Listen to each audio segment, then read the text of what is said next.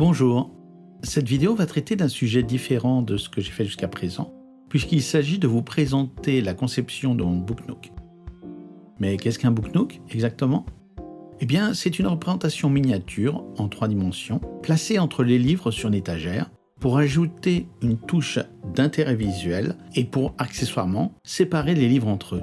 Ces petites scènes peuvent représenter par exemple des ruelles de ville ou des paysages imaginaires. Initialement développés au Japon, les BookNook agrémentent à présent les bibliothèques du monde entier. Pour illustrer, voici ce que serait un BookNook inspiré d'une des illustrations de mon roman. En y regardant de plus près, on voit qu'une sphère a traversé la fenêtre de cette chambre d'hôtel, atterri sur le plancher et commencé à projeter un hologramme de l'héroïne de mon roman. Comme j'avais déjà créé cette image en 3D pour illustrer mon roman, il était facile de vous la présenter comme un exemple de BookNook. Maintenant, posons ce BookNook sur cette étagère. Il sépare la collection des romans d'Asimov à droite, des autres livres à gauche. Voici un autre exemple d'une illustration en 3D placée en médaillon au-dessus d'un des chapitres de mon roman. Dans cette vue extérieure, les nuages paraissent très carrés, plaqués sur les parois de la boîte. Cela me fait penser au décor des scènes de théâtre, donnant un effet nostalgique et rétro que j'apprécie. Voici comment sera constituée la structure de mon BookNook. Il y aura un morceau de bois pour la base, un peu plus épais, 2 morceaux de bois fins et allongés sur les côtés droit et gauche, et un plus étroit pour le fond. La face et le dessus de cette boîte resteront ouverts. Puis je vais coller sur la base des effets de miroitement, et sur les côtés, une montagne au loin. Pour que vous puissiez mieux voir l'intérieur, je pivote légèrement le BookNook et j'efface son côté droit. Vient ensuite une grande structure qui représentera un gratte-ciel submergé au fond de l'océan. À l'intérieur, j'espère pouvoir ajouter, si j'ai la patience, des étages. Les 4 faces du building seront constituées de 4 longs morceaux de bois fin avec des encoches à la base pour qu'ils s'emboîtent. Là encore, j'espère avoir suffisamment de patience pour couper chaque fenêtre une à une. Ce qui m'a pris le plus de temps dans la préparation de ce projet, c'est de dessiner et de peindre à l'aquarelle 12 illustrations d'algues et de coraux. Elles seront placées en premier plan pour donner une plus grande impression de profondeur. Je pivote le BookNook pour que nous le voyions à nouveau de face, pour admirer son point de mire, un mammifère marin imaginaire et une plongeuse venant à sa rencontre. Pour commencer, je vais vous montrer comment j'ai dessiné et peint le premier corail en détaillant assez précisément chaque étape. Puis, je présenterai la conception des illustrations des autres coraux et algues en accélérant de plus en plus pour que ce ne soit pas trop ennuyeux. De toute façon, il ne s'agit pas d'un tutoriel. Il n'y a donc pas lieu de rentrer dans trop de détails techniques. Quant à la prochaine vidéo, elle montrera l'assemblage du BookNook une fois que tout le travail de préparation est terminé.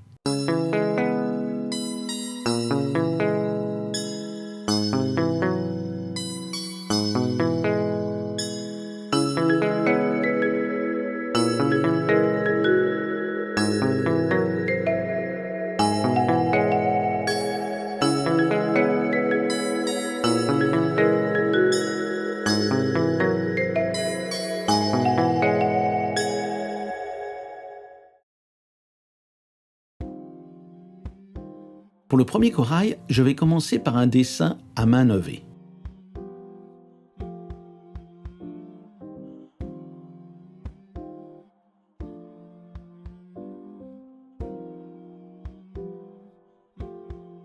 Je voulais quelque chose de rond et de reconnaissable instantanément.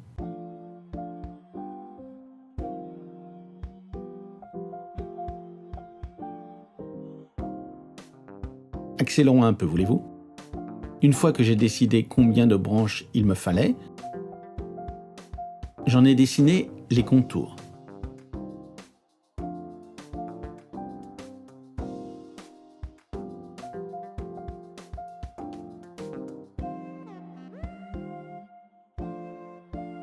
Maintenant, je vais surligner mon dessin avec un gros feutre noir pour qu'il puisse être scanné facilement. Je n'oublie pas de mettre un journal en dessous car l'encre du feutre risque de traverser le papier.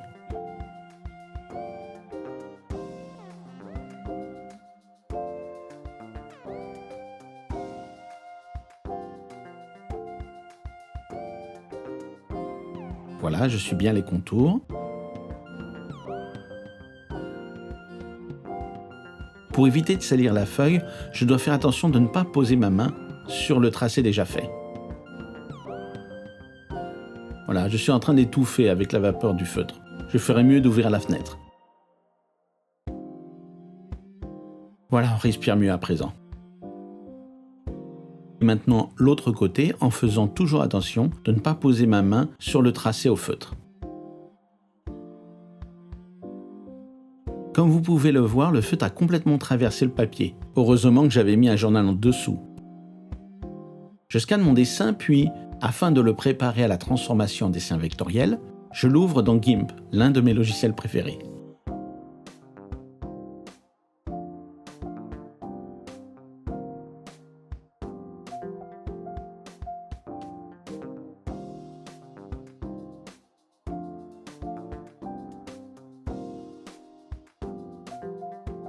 Tout d'abord, je sélectionne les tracés.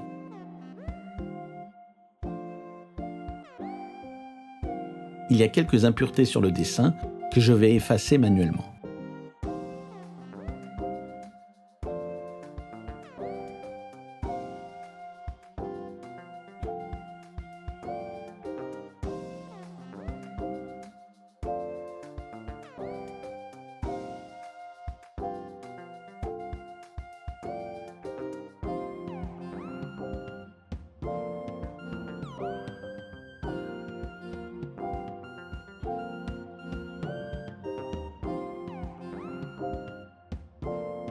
J'ajoute un canal alpha afin d'avoir un arrière-plan transparent lorsque je supprime le fond blanc.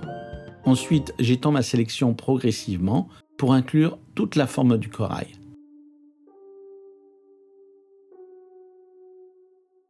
Il manque un morceau ici. Je vais le sélectionner manuellement.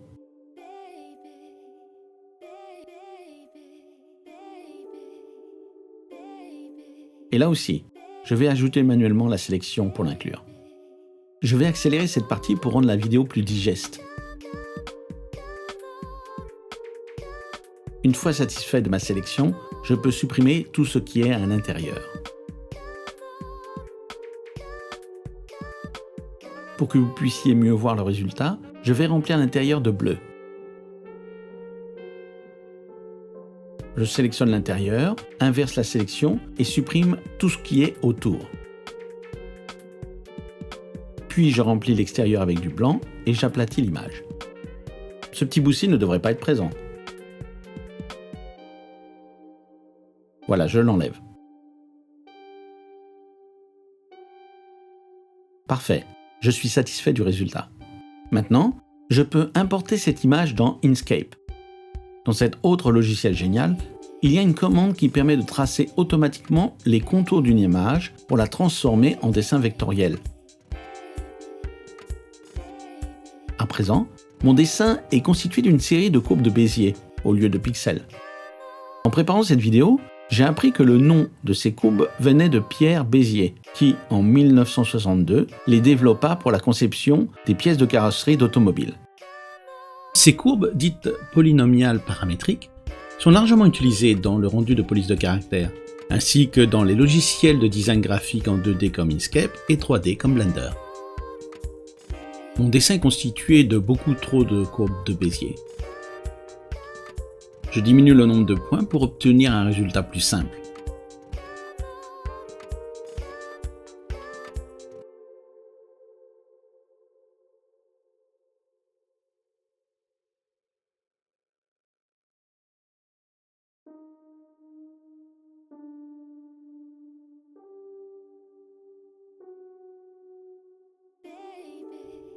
Ensuite, je supprime la couleur intérieure de l'image et je conserve seulement le contour noir que je vais imprimer.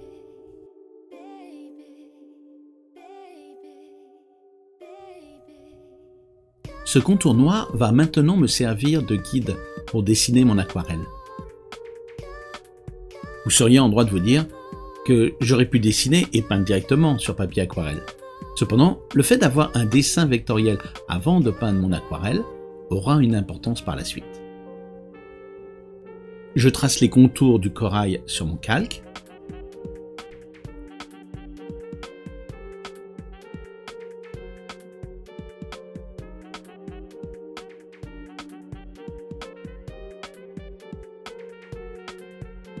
Puis je le transfère sur mon papier aquarelle.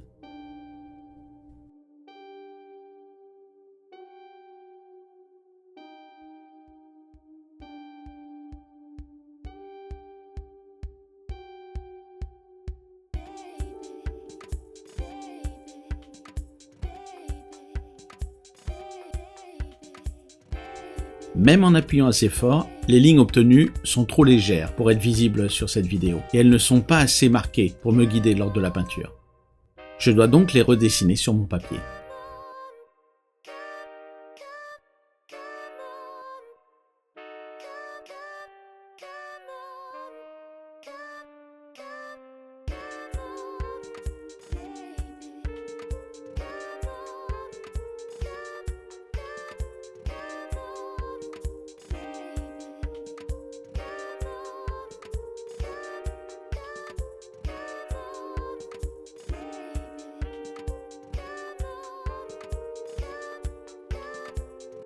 J'humidifie mon papier à l'aide d'un brumisateur.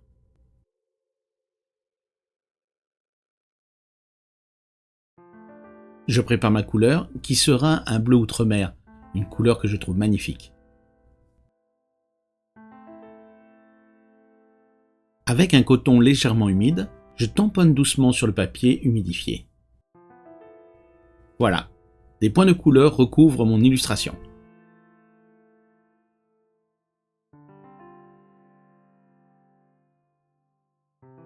J'accentue les contours de mon aquarelle.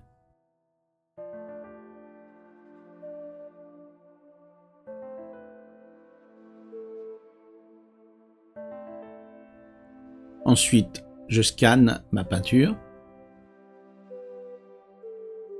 et je retourne dans Inkscape. Je place ma peinture derrière mon vectoriel. Je dois inverser le vectoriel pour qu'il soit dans le même sens que ma peinture. Avec tous ces changements, mon aquarelle ne correspond plus exactement à mon dessin d'origine. Ce n'est pas grave, c'est l'aquarelle qui l'emporte ici.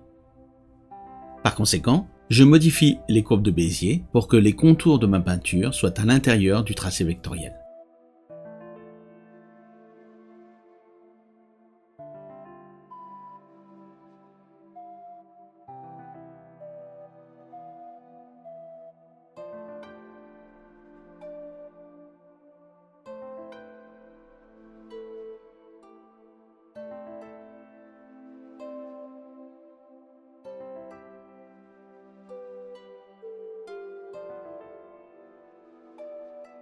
C'est ici que le vectoriel prend tout son sens.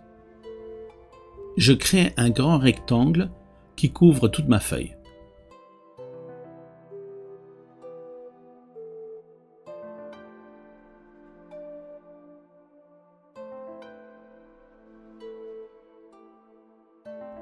J'y superpose le tracé du vectoriel que je soustrais au rectangle.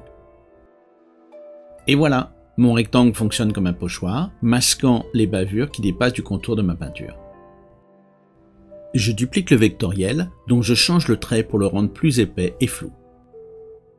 Je garde tout de même celui aux lignes plus fines, puisqu'il va souligner agréablement le contour de mon dessin.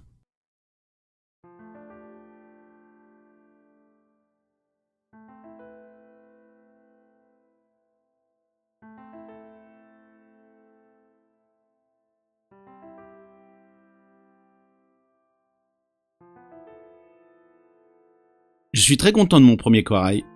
Je pense qu'en miniature cela rendra très bien. Passons maintenant à une algue. Pour commencer, je la dessine à main levée.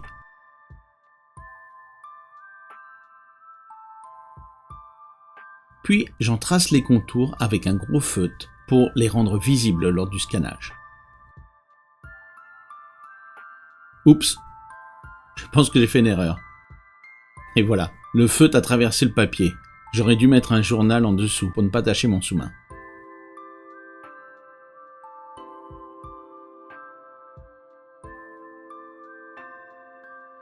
Maintenant, je peux scanner l'algue. J'ouvre mon dessin dans GIMP. Il faut que je ferme la ligne noire en bas, sinon je ne pourrai pas dissocier l'extérieur de l'intérieur. À présent, je peux ne sélectionner que l'extérieur.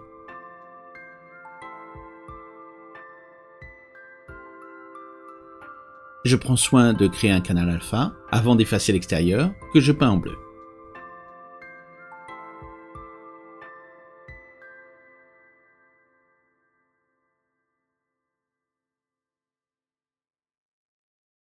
Je ne sélectionne que le bleu. J'inverse ma sélection et supprime tout ce qui est à l'extérieur de l'algue.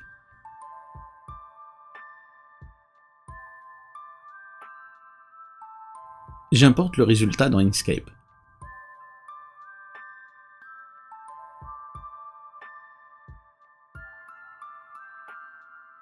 Je le transforme en vectoriel. Je garde ce tracé et supprime l'image originelle. Le vectoriel est bien trop complexe, je le simplifie, puis je m'assure que sa base est bien droite.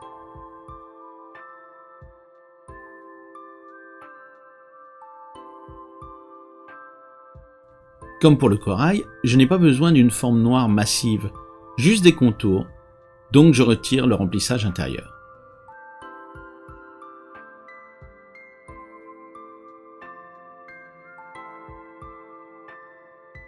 J'imprime ce contour sur une page A4 et je passe au décalcage.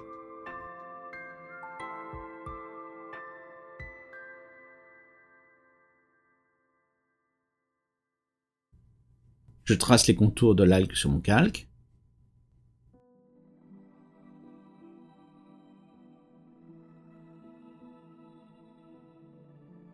Je prends mon papier aquarelle et je transfère le tracé dessus.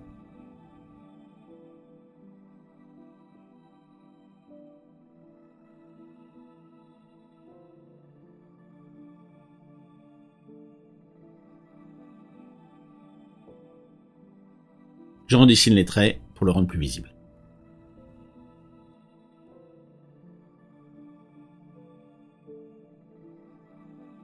Maintenant, je vais passer à la peinture.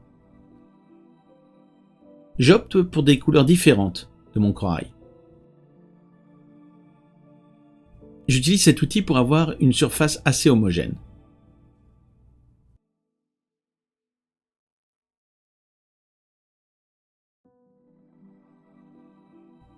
Puis avec un pinceau plus fin, je peux ajouter des contours et donner du volume.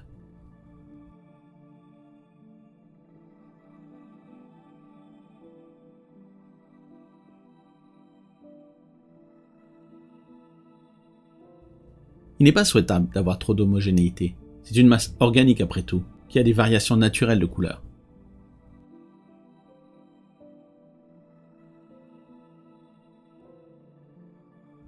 Je scanne l'aquarelle.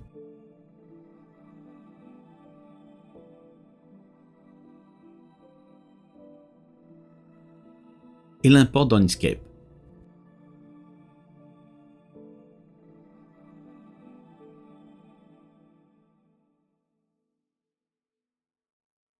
J'y superpose le tracé vectoriel.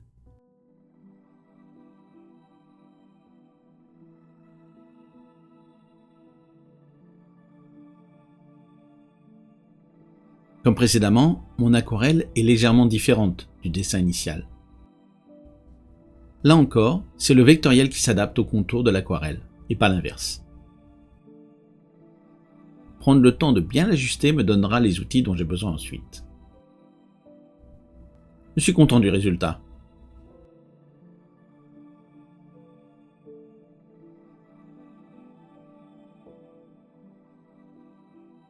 Je crée un grand carré qui va me servir de pochoir ou de masque.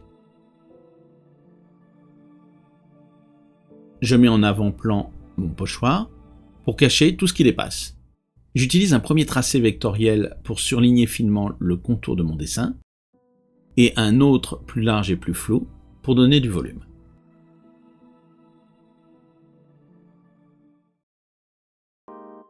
Je vais dessiner un autre corail à présent. J'en accentue les contours. Je le scanne et je passe dans GIMP. Je prépare en mettant des couleurs très distinctes pour pouvoir séparer chaque section. Puis dans Inkscape, je change en vectoriel.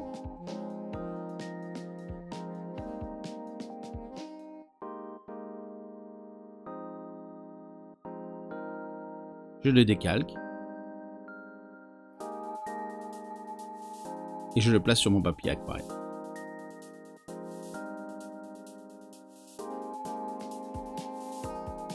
Après avoir placé une première couleur de fond, je commence avec des couleurs très fortes.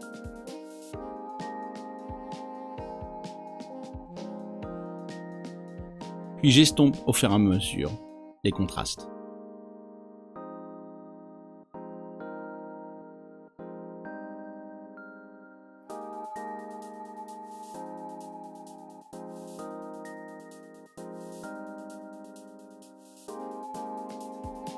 Une fois scanné, je peux placer mon dessin vectoriel par-dessus.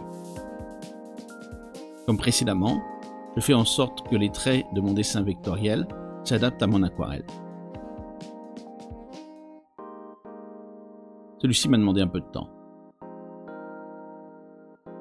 Comme il y avait plusieurs sections, reconnecter le tout ensemble a été un peu ardu.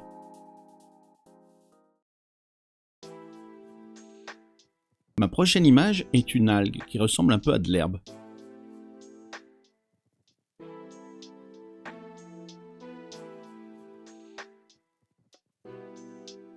Là encore, j'ai dû séparer chaque élément du dessin pour pouvoir ensuite faire un vectoriel avec.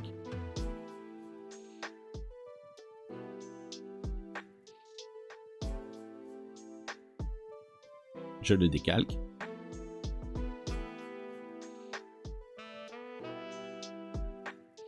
Et je le retransfère sur mon papier aquarelle.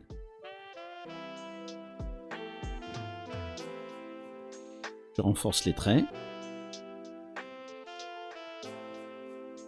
Et je le peins. Je n'ai pas à me soucier qu'il y ait beaucoup de bavures avec mon aquarelle, puisque le vectoriel va corriger tout cela.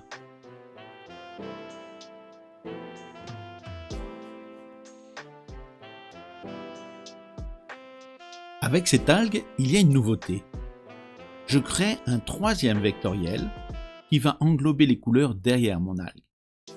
Grâce à celui-ci, je vais donner l'impression que des brins d'algues plus éloignés, dont on ne peut pas voir les contours distinctement, fournissent un fond aux brins qui sont au premier plan.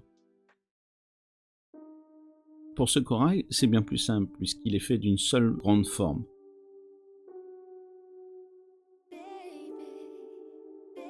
Me revoici avec du bleu. Le vectoriel se plie à l'aquarelle. Et je mets mon pochoir. Voici notre algue de forme très organique. Une fois scannée, elle passe dans GIMP. Une fois prête, je la change en vectoriel dans Inkscape. Je n'ai plus qu'à la décalquer et transférer sur mon papier aquarelle, renforcer les traits et peindre. Celle-ci est plutôt facile. Je floute au maximum entre les bords et l'intérieur. Une fois scanné, il n'y a plus la même intensité. Mais ce n'est pas grave, puisque le vectoriel va donner des contours à nouveau et du volume. Ce corail a une forme très classique parmi les coraux. Je veux donner une impression de mouvement dans la manière dont les tubes ondulent.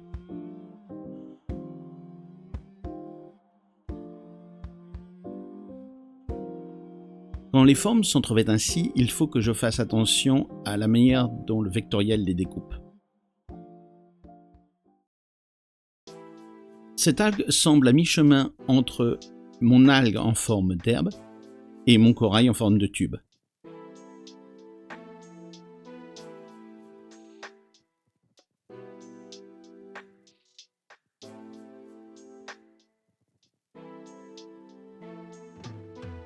Pour cette algue également, Je vais créer un troisième vectoriel qui va englober une grande partie du fond afin de donner plus de volume.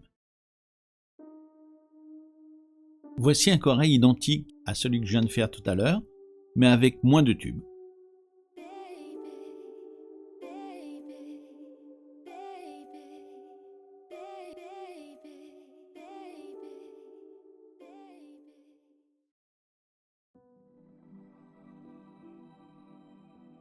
Par rapport à mes autres dessins, cette prochaine algue va nécessiter un traitement supplémentaire à la fin.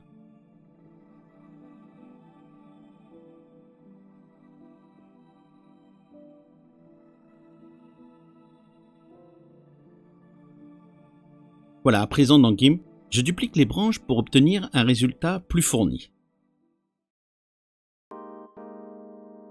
Cet autre corail a une forme assez simple.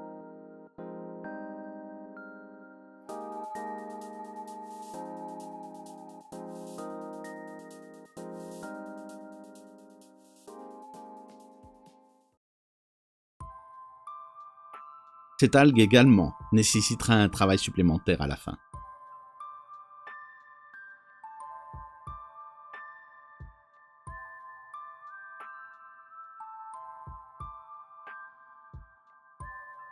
Je duplique les branches pour obtenir un résultat plus fourni.